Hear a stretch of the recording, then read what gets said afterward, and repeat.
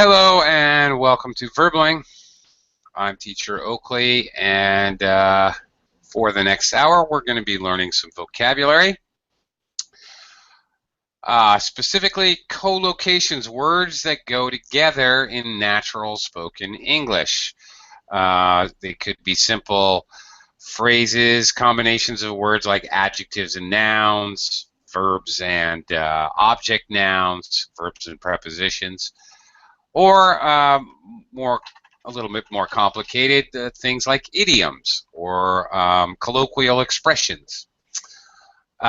Specifically today, we're going to be looking at collocations which are related to personality, people's characteristics and traits, or personal qualities.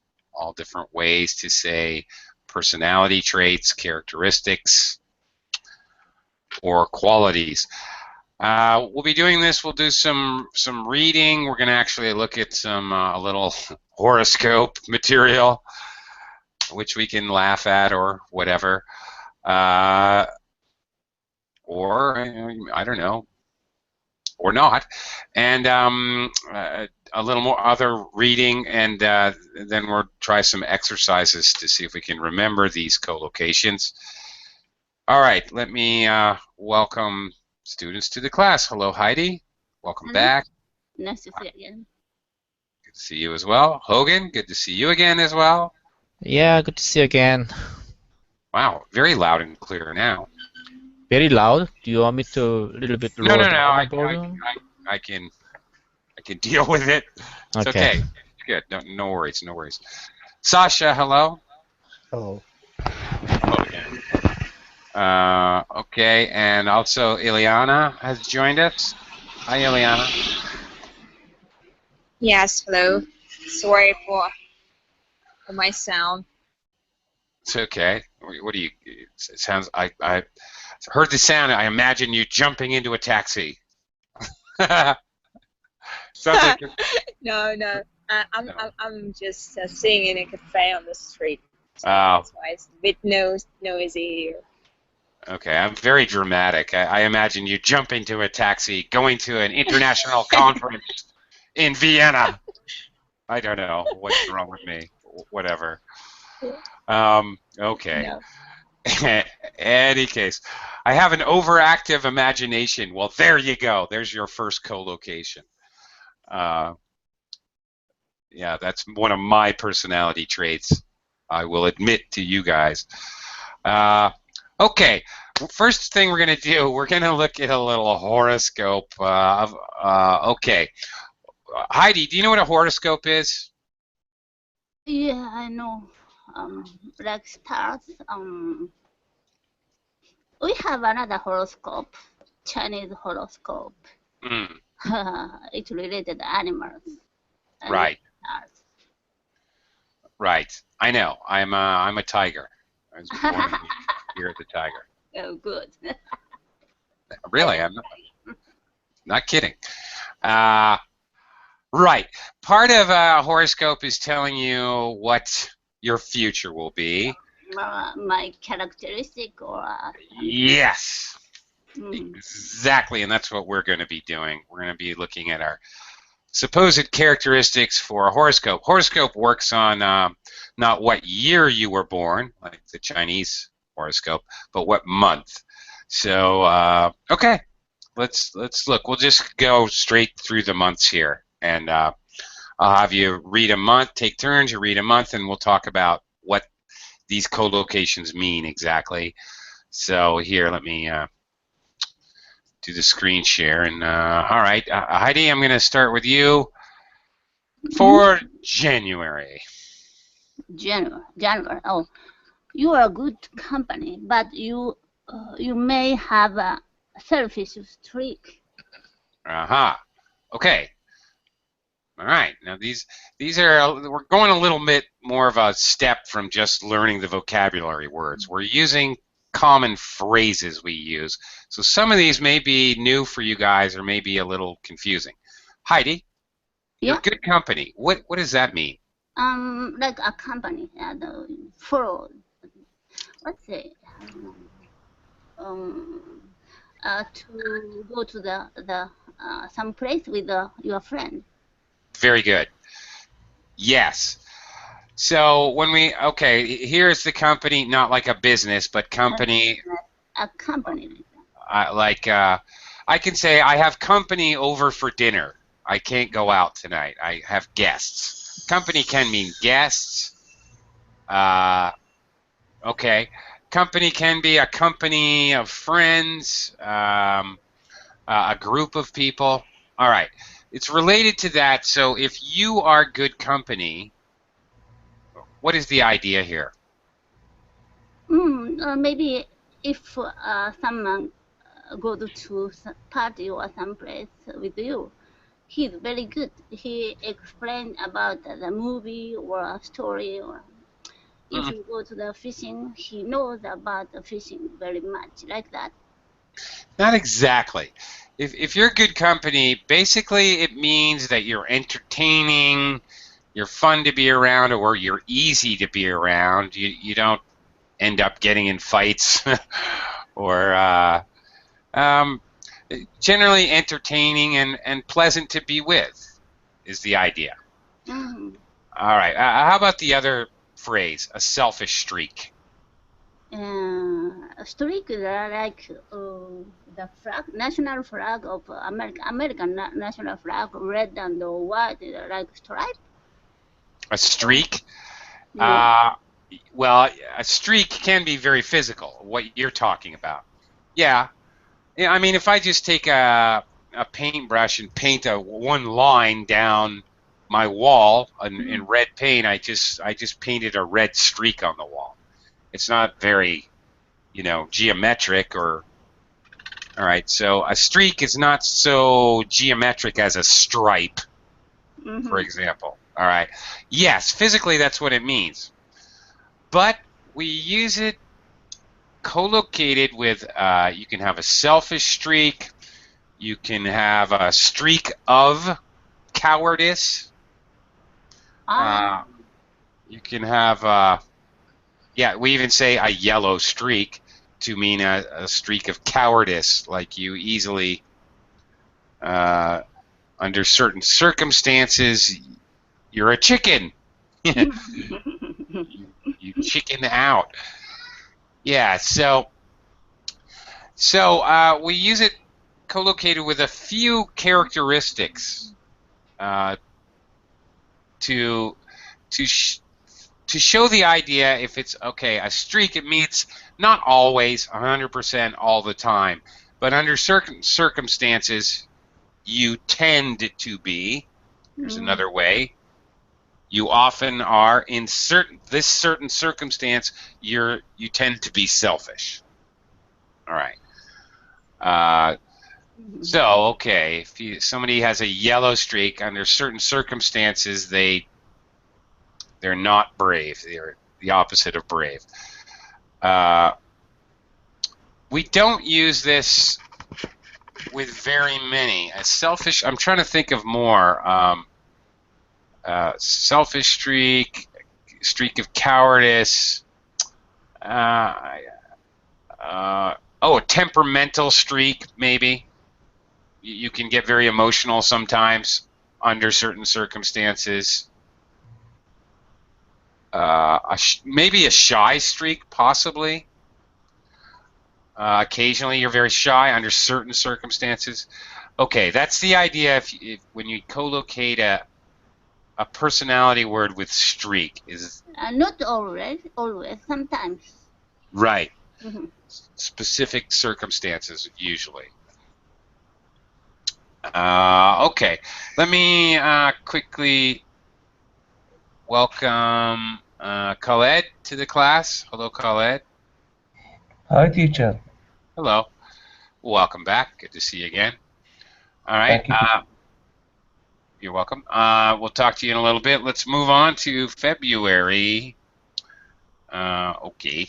Hogan, February. Okay, February. How about the volume right now? I just a little bit reduced. Is It's it good. a little bit better? Yeah, it's good. It's perfect. Okay. Okay, February. You have an outgoing personality and a good sense of humor. All right. When is your birthday, Hogan, by the way? April 26th. April. Okay. Well, I'll ask you about April later. Okay. February, an outgoing personality. Now, okay, what does that mean? For example. Outgoing personality means you can get along with other people very easily. You are not shy. So Yeah. that's outgoing All right. personality. Social. Very Very social. social, yeah. Yep. Maybe social to the point of being slightly aggressive. If you're outgoing, you like to do a lot of things, activities with groups of people. You probably join clubs. You probably maybe do an exercise club or play in an athletic team, things of that nature.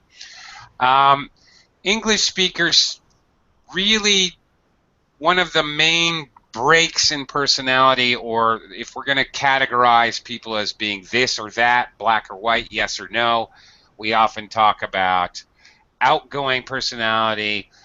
Another way we can say it is an extrovert. Extrovert. Right. We tend to sometimes categorize people as being either an extrovert or an introvert. And an extrovert is outgoing. Introvert is introspective, shy. Okay. All right. Next one. Good sense of humor. Good sense of humor. Yeah. What does that mean? That means you are funny. You talk a lot, a funny story. So when you say make people laugh, so that kind of a sense. Not very serious. Hogan? Yeah. No. No? Actually, that's not. That's what everybody thinks, and even native speakers sometimes think that's what it means, but that's not really what it means. Oh, then what is it? What you said tends to come from the real meaning. If you have a good sense of humor, you can find the humor. You see situations, you understand irony, situations seem funny to you. You can find humor. Things make you laugh. Oh, all right? okay. You can see the humor. You don't have to tell a lot of jokes to have a good sense of humor. However, if you can see the humor, obviously, then that gives you the ability to actually go ahead and express the humor, which means that you're probably a funny person as well. But, for example, if you're not an outgoing personality, you can be an introvert. You can be very shy, but still have a good sense of humor. Do you see? Yeah, so you understand some humor, actually. Right. You don't have to say some humorous story, but you can just That's got it. the ability to sense it. Right. That's okay. sense I it. see. Sense it. Yeah, very good. Yeah. Just a quick question. Yeah. I think I heard some terms like twisted sense of humor. Do you know what that means? Yeah. I know because I have one. Yeah, a twisted sense of humor. Indeed, it's a little different than other people. Okay. Yeah. Okay. You think things are funny that other people don't necessarily think is funny. Sometimes it's things that are maybe violent or disturbing or depressing you may think are funny.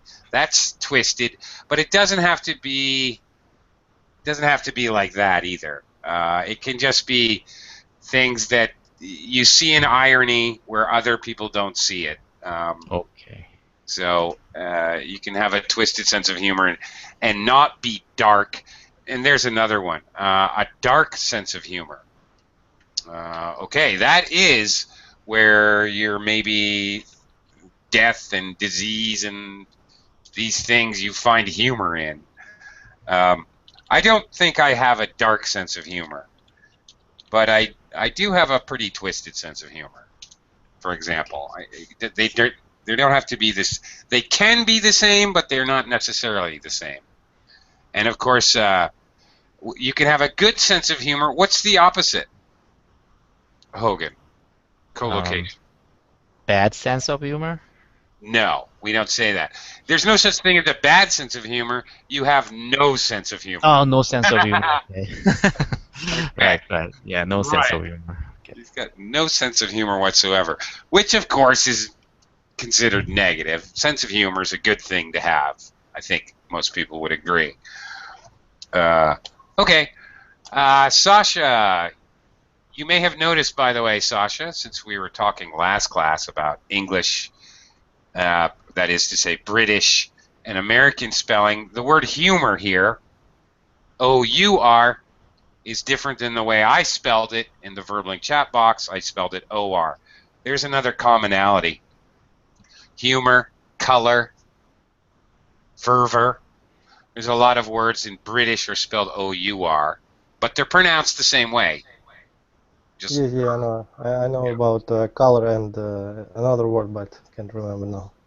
yeah. Yes, I know it. Okay. Anyway, let's move on to March. March.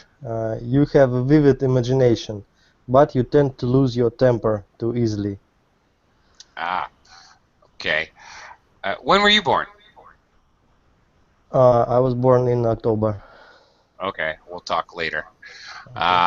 Okay, okay, but we'll talk right now. Vivid imagination. Actually, when I greeted Ileana and I imagined that she was getting in a taxi, flying to a spy conference in Vienna. Clearly, I have a vivid imagination. All right. Do you have a vivid imagination? Me, yes. Actually, in a funny way. When I hear something serious, sometimes I make it very funny in my mind. Like you said before, the twisted sense of humor. Right. A And vivid it's imagination and a twisted sense of humor, I think, go together, actually. Yes, I agree. Yeah, right. Okay.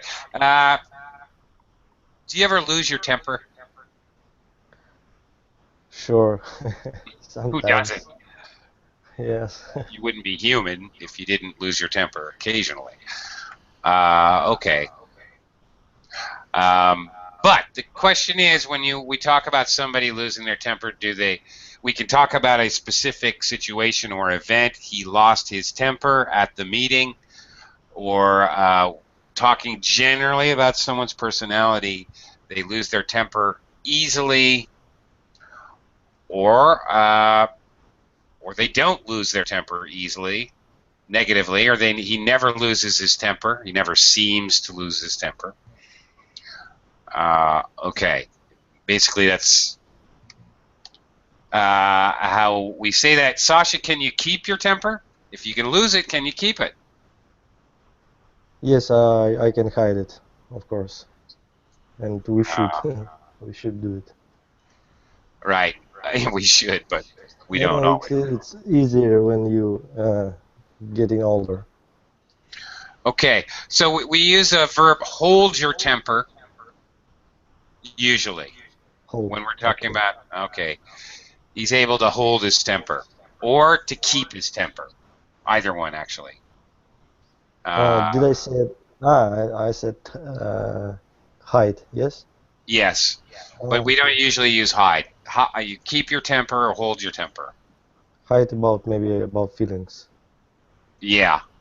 Yeah, exactly. You hide your feelings. That's the collocation there. Exactly. Correct. Okay, Ileana. Let's move on to April. Okay. You're highly intelligent with a razor-sharp mind. Okay, terrific. When's your birthday? Sounds good. November. November. Me too. Okay. Definitely talk. November the 1st. Really? Okay, I'm November 6th. Oh, good. Yeah. Very near. Right. Let's have a party. Okay. Yeah. You're highly intelligent. Well, that's pretty obvious what that means. Yeah. strong collocation. You're very smart, highly intelligent. Highly, the adverb goes with the adjective intelligent very frequently.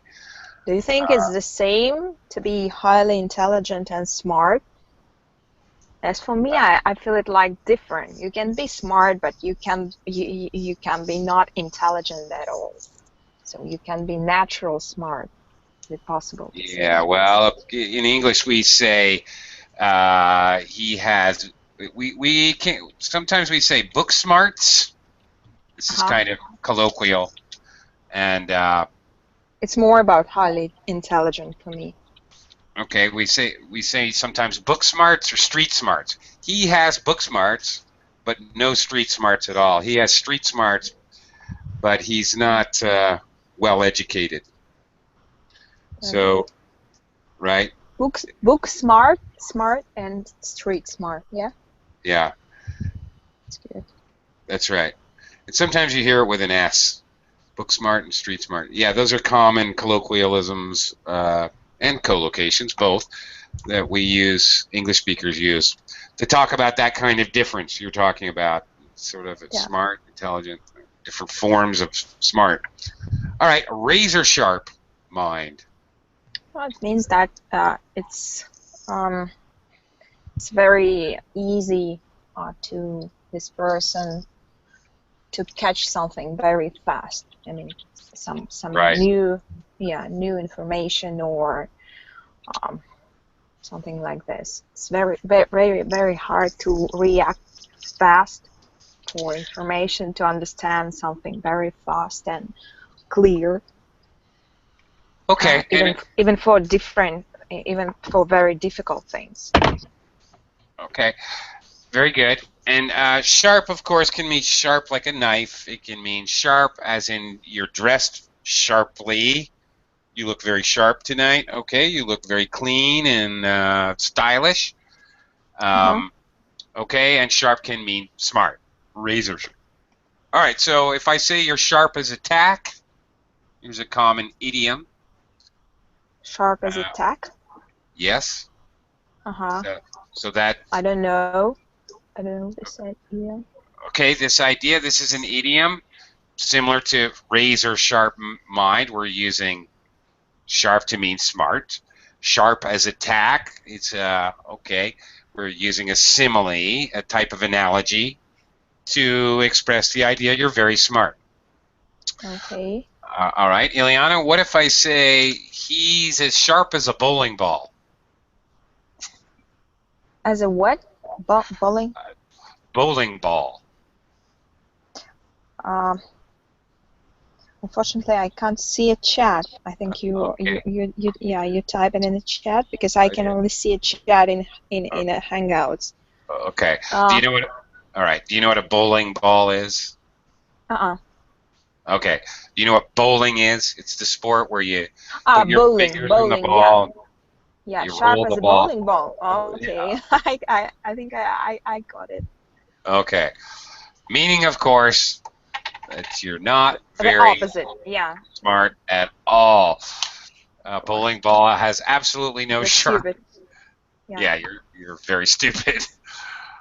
Yeah. Okay. So actually, I could do a whole class just talking about idioms and analogies that use sharp, the idea of sharp, in various expressions like those examples. But that's not what we're here to do. So I'm going to move on. Khaled, let's go to May.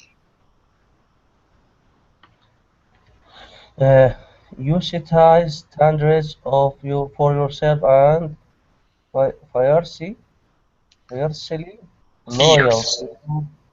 fiercely loyal Good. to your friends.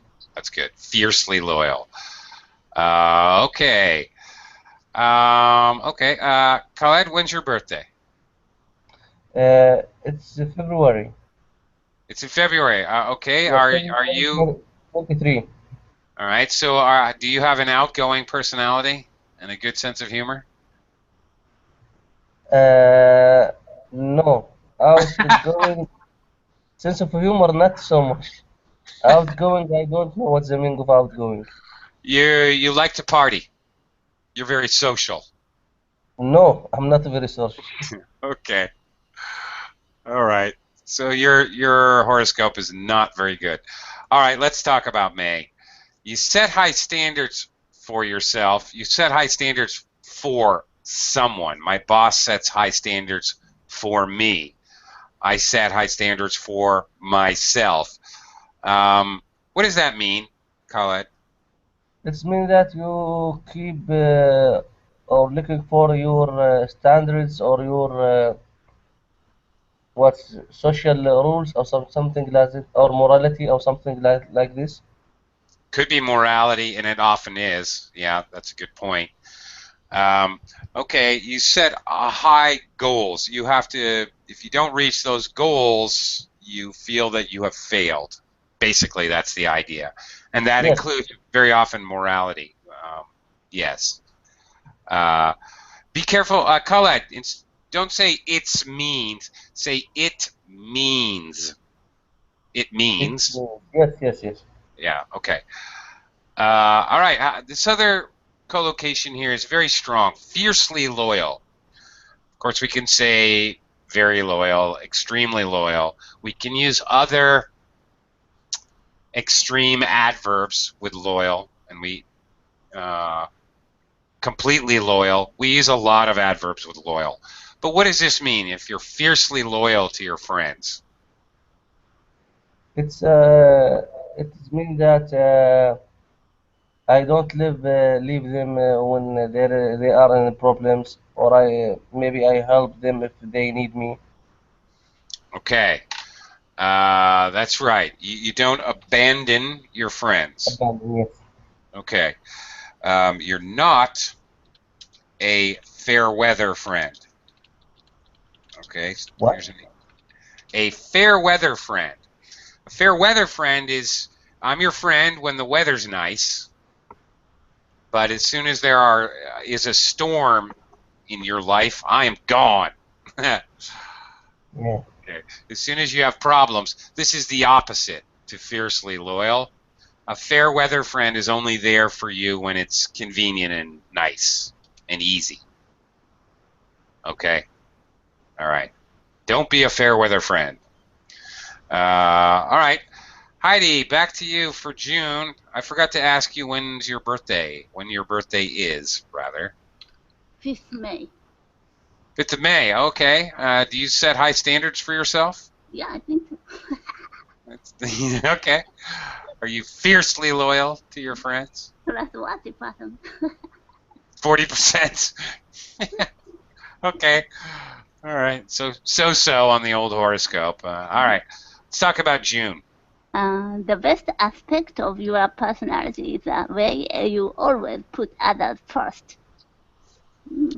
Okay. Well, we all have different aspects of our personality that may be stronger or weaker. Mm. Of course. So we talked about parts of our personality, which is what we're talking about all through class. We're talking about different aspects of personality. Okay. Well, that's a phrase we use when we talking about personality. All right. Heidi, all right. I suppose if you're fiercely loyal Yes. to your friends, that you put others first. I don't betray my friends if I Okay. promise something. All right. Mm. What does it mean that you put others first? Maybe the person is very modest, not competitive. Mm-hmm. Okay. Opposite of self-centered. Well, yeah, it would be impossible to be self-centered and put others first. You're right. We call Very. them a me person. It's me, it's me, it's me. Right. Well, exactly. If you put others first, you're very giving, very generous. Mm-hmm. You put others before yourself. This doesn't mean, you're on the Titanic and you're the last one on the ship necessarily, Ah, very good. but it does mean that. I mean, that's the crazy image that pops in my head. But it means that you consider someone else. If you show up sick to work and your friend is sick, one of you has to get the job done. You would tell your friend, "Go ahead, I'll be okay. I'll work." All right. That's truly being generous. Just giving people money is not really being generous. I'm sorry. Is devoted, to be devoted, the same? The same phrase? Like say, I'm very devoted worker. Yeah, well, it depends how you use devoted. If you say you're devoted to your friends, okay, then that's very close to fiercely loyal. Yeah, okay, So devoted. You I put should it say, first. I Right. can't say only devoted, yes, without any noun. Devoted to or just devoted? Yeah, he's devoted to his boss. Okay, that means he puts his boss first. Actually, that is similar to this phrase, put others first, but put others first, obviously others very general. We use devoted to and specifically. He's devoted to his work. Okay, specifically. We can't say he's devoted to others. That makes no sense at all. Okay? Because devoted means you show, the definition of the word, you show more adulation and admiration towards one specific thing. That's what the word means. So it doesn't make any sense to say that you show more admiration to a huge general thing. That doesn't make sense. It's against the definition. So you have to be devoted to something specifically. Okay, it was a good question though. Hogan, July. July. Although you can be painfully shy in social situations, at work you give the impression of being supremely confident. Strange paradox of personality traits. That's weird. Have you ever met anybody like this, Hogan? I think I am. Really? Okay. Yeah, Right. I'm not very social, but I am very confident at work. Okay. Sounds strange? It does a little bit. To me, anyway. Okay.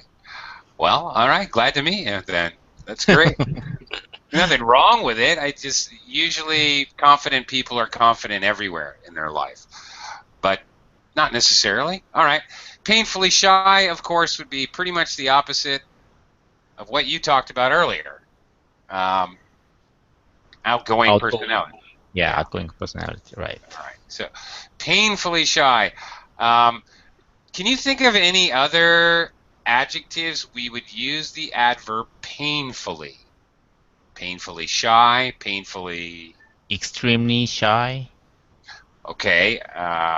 Yes, you can use different adverbs with shy, and we can use many extreme adverbs. He's... All right. Shy? The similar word of shy, you mean? No. Yeah, no, not shy. I was just thinking of painfully. Oh, Okay, painfully. extremely shy, painfully shy, really shy, super shy, terribly shy, awfully shy. No, I was thinking of painfully. He's painfully shy. He's painfully what? And not meaning shy, but painfully. I don't know. I don't. Okay. Yeah. Somebody. My wife is painfully slow when she gets ready to go out. It takes forever. I'm like, come on. I hate getting to the movies late, and my wife is painfully slow. Okay, painfully slow. Somebody can be painfully stupid. We use painfully when it really annoys or inconveniences. Or it almost makes us wince in sympathy, like painfully shy. Oh, God. It makes me wince. Like, that's embarrassing feeling. Okay. So we use painfully when it's really, really severe. And either makes us feel bad emotionally or it's really inconvenient. Okay. All right. What what is the difference, Hogan, between give the impression of and just being something? Okay. He's supremely confident. He gives the impression of being confident. What's the difference? Give the impression of is a little bit of active and actions. Just Acting. being, yeah, just being is some saying some state or status, and Right. Yeah, that's it. then give the impression is a little bit more aggressive and actively giving something. Well, no. Actually, if you give the impression, he gives the impression of being really rich. If I say, okay, Walter gives the impression of being really rich, I'm telling you that because what I'm really telling you is that's how he looks, but I have slight doubts. Maybe he's not rich. He just looks like he's rich. I'm not sure if he really is or not. Okay. Okay. All right. So maybe he is. It's not saying that. It's not saying I openly doubt him. It's I suspect maybe not. Maybe he is. Maybe he's not. I'm not really. I'm not sure if he really is supremely confident. Okay. Again, with the supremely confident, a very normal collocation. Many of these adjectives we use for personality, we use with definitely very extreme adverbs. The cases that you've seen today: fiercely loyal, supremely confident, highly intelligent. Yes, we can use other adverbs, but the particular ones you're seeing are very strong collocations. I'm going to move on to August. Sasha? August, do you have a tendency to make snap decisions? Okay. You tend to. I could say it that way. Or have a tendency to. Either one. What does that mean? Snap decision, maybe too quickly. Yes. Snap decisions means decisions without thinking. Yeah, that's right. There is a word for it. I can't remember. Prematurely, no. Prematurely, maybe. No. But there is another word. Can't. I remember words sometimes only when I see it, but Right. can't remember it now. Okay. It's short word, short version. Right. I'm not sure.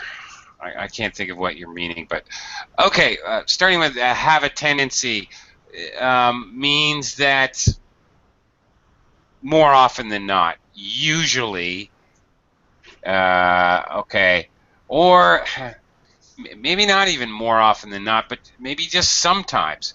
Nobody makes decisions more often than not, but sometimes a tendency can mean sometimes.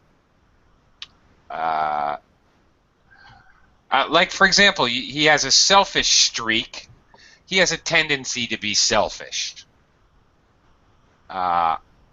Okay? Those are very pretty close to the same idea. It means you're not all the time selfish, but sometimes. Okay.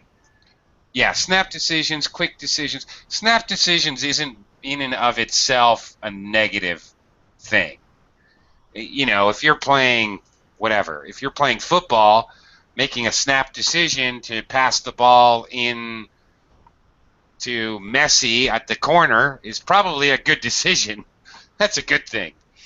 Snap decisions don't have to be bad. They're just decisions. It's not negative or positive. It just means fast. So I don't know the word you're thinking of, Sasha, if it's a word that means negative. I wrote it. Hasty. Decision. Yes. Hasty decisions. Yeah, okay. Well, hasty tends to be a negative word. don't be hasty. Don't make a hasty decision. We use it in negative phrases. Hasty is going too fast. Hasty means too fast. Not just fast, it means too fast. It's a negative. Okay, so it's a little bit different than hasty decision is definitely a strong collocation, though. So I'm glad you brought it up. Okay. Also, snap decision can be used in a positive way, like you. Sure. Okay. Because I thought that it only about negative, No, like hate. and the first thing that comes to mind is sports. Yes. Yeah. For a good move at the certain time. Yeah, absolutely. Okay, Eliana, let's move on to September. Okay, you have a strong sense of responsibility and always keep your word. Yeah, sounds familiar for me. Oh, really? Okay. Yeah. Okay. All right. A strong sense of responsibility. All right. Yeah, I think it's clear. I think so. Okay. When you're tasked to do something, you do it. When you do something wrong, you take responsibility for it. So sense of responsibility goes two ways, really. It means that you will take responsibility for future things, but also that you will claim responsibility for things that went wrong. Do you know the idiom "pass the buck"? I heard it. Pass the buck. Okay. Pass the buck means the opposite. You have no sense. And here again, we don't say a weak sense of responsibility. We just say no sense of responsibility. No sense. Okay. Right. So if you pass the buck, that means somebody asks. Can you say you're very unresponsible, or it's irresponsible. Irresponsible. Yeah, the prefix IR, irresponsible. Uh-huh. Yes, we can. We certainly can. You're totally irresponsible. Oh, that's good, and that's a nice collocation. Totally, very much goes with that word. Very good. All right, and okay. Anyway, I wanted to introduce the idiom "pass the buck." If you pass the buck, it can mean, just like responsibility has two sides of the coin, two different ideas, so does pass the buck. It could mean somebody gives you a job to do at work, and you just give that same job to somebody else. So you duck responsibility. You try to get out of it or avoid it. Or it can mean that something went wrong, and you pass the buck. You say, "Oh, I didn't do it. It's not my fault. Oh, it's somebody else." So when things go wrong, you also pass the responsibility on to someone else. You gave up. Yeah. You give up, but more strong than giving up. You're avoiding. You're not just letting it go. Like, to give up is just to allow it to go. You're actively running and hiding. Yeah. Okay. Keep your word. All right. You always keep your word? I think I am. I think I do. I do, yeah. But I try. I try to do it always. Well, and yeah, keep your word. It means that you can control on your promises, and you can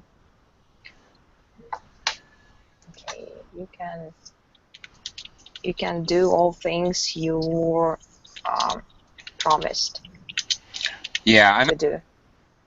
Correct. Another way that you can express that you follow through on your promises. Follow through. Yeah. I always follow through on my promises. All right. I always keep my word. Same thing. Okay. Great. Khaled, let's move on to October. You are good at keeping secrets and never appear A grudge. Grudge. What's the meaning of grudge? Okay, wait. Never bear a grudge. Grudge. Grudge. Okay. Air grudge. All right. Are you good at keeping secrets, Khaled? Yes. Yes. You are. Okay. All right. Good for you. Well, that's a good thing. All right. That's fairly self-explanatory. Either you are or you're good. If you're not good at keeping secrets, well, of course we could just say he's not good at keeping secrets. We have another expression in English. Somebody has a big mouth. He has a big mouth. He talks too much. He can't keep a secret. He's got a big mouth. Is a way to Teacher? express. Teacher? Yes. I thought that he has a big mouth. It means that he love talking much. يعني it's mean that You it's are mean right. speaking a lot. It's not mean that he is speaking about the other secrets, but he like to chat or something. Both. You are correct, actually. It can mean both of those things. And if you think about it, Khaled, somebody who likes to talk, Yes. Yes. probably tells a lot of secrets, Ah. too. But it's both things. And you can mean it to mean one or the other or both at the same time. Thank you. Okay, sure. Now, what does it mean, bear a grudge?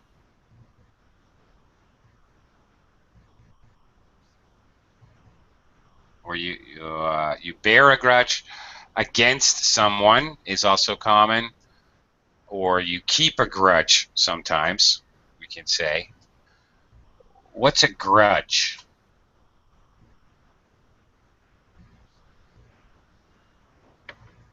Any idea, Khaled? No, teacher, I don't have any idea No, about it. no idea. A grudge, okay, somebody hurt your feelings, or somebody did something unkind to you, or to your brother, or to your mother, to your family, to whatever, to your people, to your culture, whatever. Sometimes a person can hold a grudge, or keep a grudge, or bear a grudge against another person because, oh, you embarrassed me when we were in 8th grade at the dance. Like, bear a grudge, and then 10 years later, I do something against you. All right, like revenge, to get revenge against you. If you bear a grudge, that means you're keeping it in mind that you can get revenge sometime in the future. You don't like them, you don't forgive them. You bear a grudge, you're unwilling to forgive them. That's it.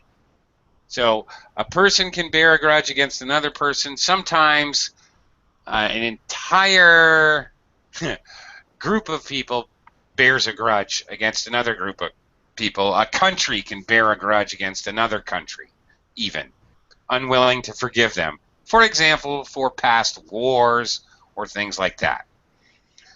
It's called unwillingness to forgive, and that's all it is. Okay. And think about that however you want. Okay, on to November. Khaled, when was your birthday again? Oh, yeah, we already did you. That's right. February Right. 20. Right. We talked about that. Okay, all right. Sorry. Moving on back to Heidi. Heidi, November. November. Oh, you find it hard to keep your temper if you think someone is making a fool out of you. Okay, back to keep your temper. Didn't we already do this? We did something extremely close to it. Yeah, to be Lose your temper. Okay. March. Right. calm always. All right. Right, to remain calm. Or really to remain calm in a situation where someone might get angry. Mm-hmm. I mean, Right, it's to keep your temper or hold your temper. All right. Someone's making a fool out of you. Yeah. What does that mean? Sometimes it's a kind of joke. Maybe someone is just joking around or kidding around. Or maybe joke. Yeah, we can't do the things actually. If I do some joke, maybe I can do that, but I can't make a fool out of some person. Yeah, people generally make fools out of themselves. Yeah. I know I do. Speaking for myself, Mm. if I'm going to lose my temper, then I'm just simply going to be mad at myself. Because generally I'm the best person I know at making a fool out of myself. Mm. No one's better at it than me. Okay, anyway, generally speaking. All right, you make a fool of someone, really, okay, you humiliate them.